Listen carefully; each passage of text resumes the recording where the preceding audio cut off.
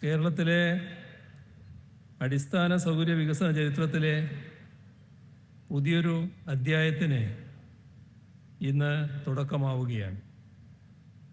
പ്രവർത്തനം തുടങ്ങി ഒരു വർഷത്തിനകം ലോക സമുദ്ര വ്യാപാര മേഖലയിൽ വിഴിഞ്ഞം വിസ്മയമായി മാറിയിട്ടുണ്ട്. വിഴിഞ്ഞം രാജ്യാന്തര തുറമുഖത്തിൻ്റെ രണ്ടാം ഘട്ട വികസന പ്രവർത്തനങ്ങൾക്കാണ് ഇന്ന് ഔദ്യോഗികമായി തുടക്കം കുറിക്കുന്നത്. എല്ലാവരുടെയും അനുമതിയോടെ നിറഞ്ഞ സന്തോഷത്തോടെ വിഴിഞ്ഞം രാജ്യാന്തര തുറമുഖത്തിൻ്റെ രണ്ടാം ഘട്ട വികസന പ്രവർത്തനങ്ങൾ ഔപചാരികമായി തുടക്കം കുറിച്ച് കഴിഞ്ഞു എന്ന കാര്യം പ്രഖ്യാപിക്കട്ടെ.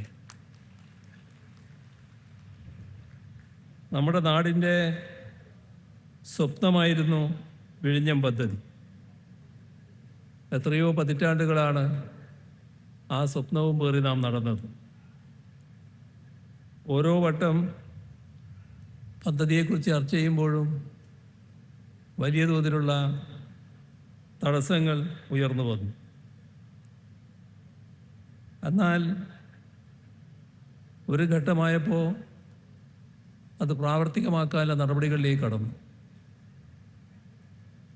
ഇവിടെ നേരത്തെ പറഞ്ഞതുപോലെ പ്രാവർത്തികമാക്കാനുള്ള ശ്രമങ്ങൾ ആരംഭിച്ചപ്പോൾ ഒരുപാട് പ്രയാസങ്ങളും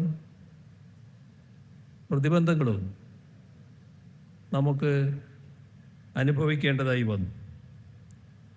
2016 മുതലുള്ള കാര്യങ്ങൾ നമ്മുടെ എല്ലാവരുടെയും ഓർമ്മയിൽ സജീവമായിട്ടുണ്ടാവും. ഇവിടെ നേരത്തെ ബഹുമാന്യായ അധ്യക്ഷൻ സൂചിപ്പിച്ചതുപോലെ ഒരു ഭാഗത്ത് വലിയ തോതിലുള്ള പ്രകൃതി ദുരന്തങ്ങൾ, മഹാമാരി, ഈ പദ്ധതിക്ക് ആവശ്യമായ ചില ഘടകങ്ങൾക്ക് വന്ന തടസ്സങ്ങൾ, അതോടൊപ്പം വലിയ തോതിൽ ഉയർന്നു വന്ന മറ്റു ചില പ്രശ്നങ്ങൾ എല്ലാം വലിയ തോതിൽ പദ്ധതിയെ പ്രതികൂലമായി ബാധിക്കുന്നതായിരുന്നു.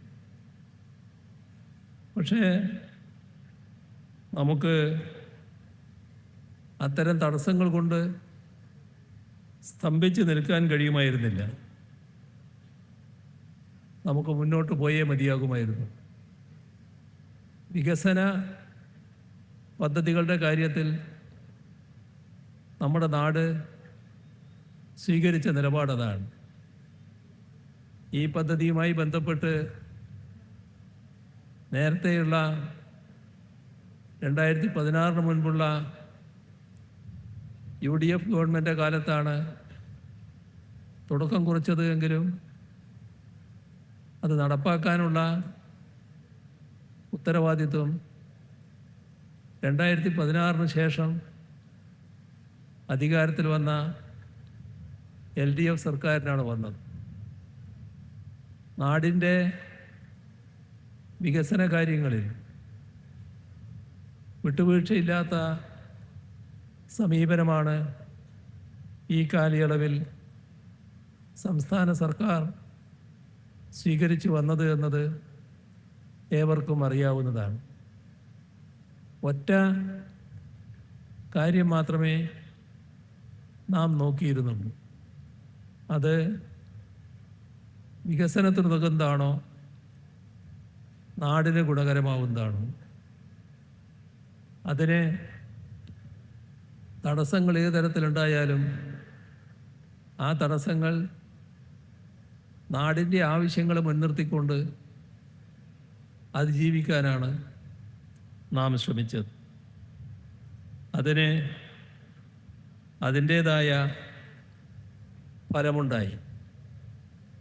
ഇതുമാത്രമല്ല, ഒട്ടേറെ നമ്മുടെ നാടിൻ്റെ അഭിമാന സ്തംഭങ്ങളായി ഇപ്പോൾ കേരളം കാണുന്ന,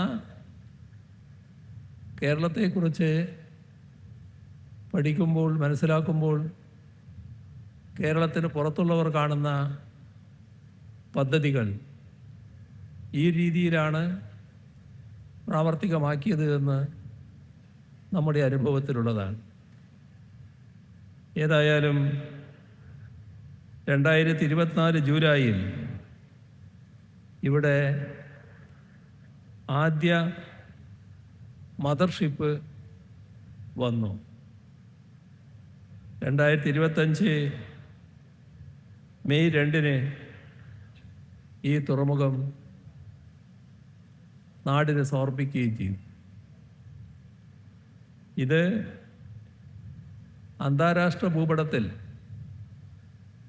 ഏറ്റവും പ്രധാനമായി എണ്ണപ്പെടുന്ന ഒരു തുറമുഖമായിട്ടാണ് മാറാൻ പോകുന്നത്.